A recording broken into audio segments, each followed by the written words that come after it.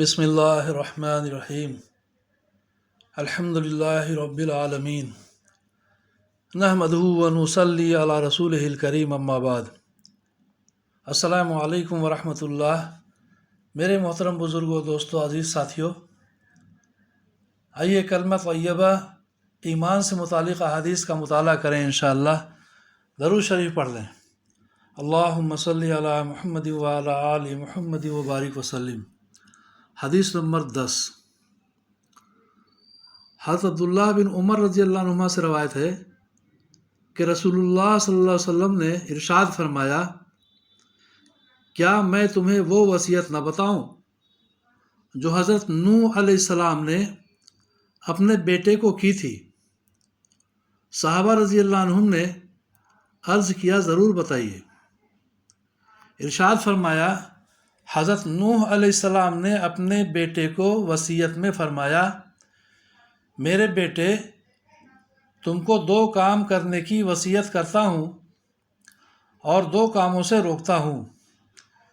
ایک تو میں تمہیں لا الہ الا اللہ کے کہنے کا حکم کرتا ہوں، کیونکہ اگر یہ کلمہ ایک پلڑے میں رکھ دیا جائے اور تمام آسمان و زمین کو دوسرے پلڑے میں رکھ دیا جائے تو کلمہ والا پلڑا جھک جائے گا، اور اگر تمام آسمان و زمین کا ایک گھیرا ہو جائے تو بھی یہ کلمہ اس گھیرے کو توڑ کر اللہ تعالیٰ تک پہنچ کر رہے گا۔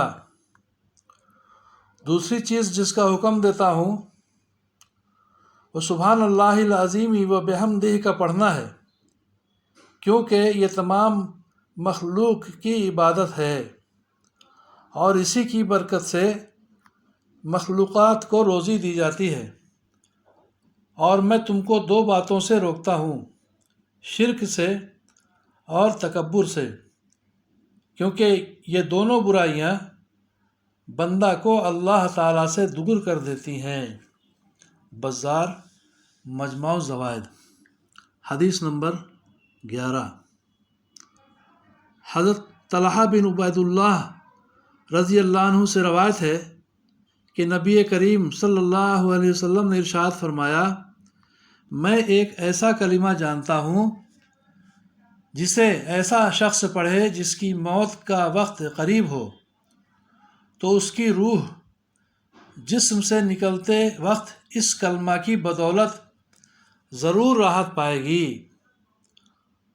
اور کلمہ اس کے لیے قیامت کے دن نور ہوگا۔ وہ کلمہ لا الہ الا اللہ ہے۔ ابو یعلا مجمع الزوائد۔ حدیث نمبر 12۔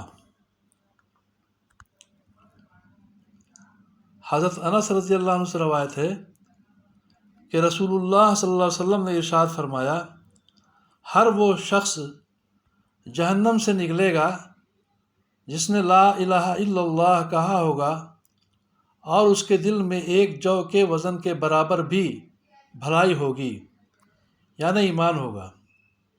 پھر ہر وہ شخص جہنم سے نکلے گا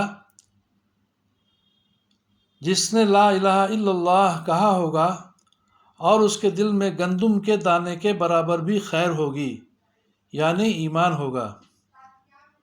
پھر ہر وہ شخص جہنم سے نکلے گا جس نے لا الہ الا اللہ کہا ہوگا اور اس کے دل میں ذرہ برابر بھی خیر ہوگی۔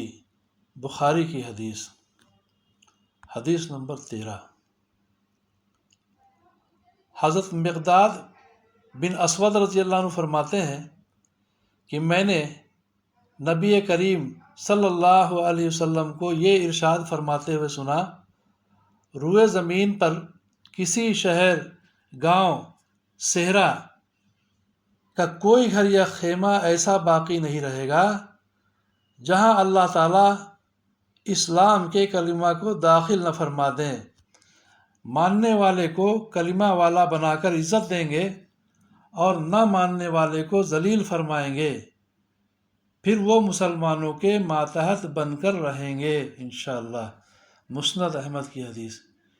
اس کے آگے انشاءاللہ آئندہ اللہ تعالیٰ سے دعا ہے کہ اللہ تعالیٰ ہم سب کی حفاظت فرمائے۔ ہر ناگواریوں سے محفوظ فرمائے، عافیت کا معاملہ فرمائے۔ جو لوگ مقدمات میں قید خانوں میں پھنسے ہیں ان کو رہائی اور چھٹکارا نصیب فرمائے۔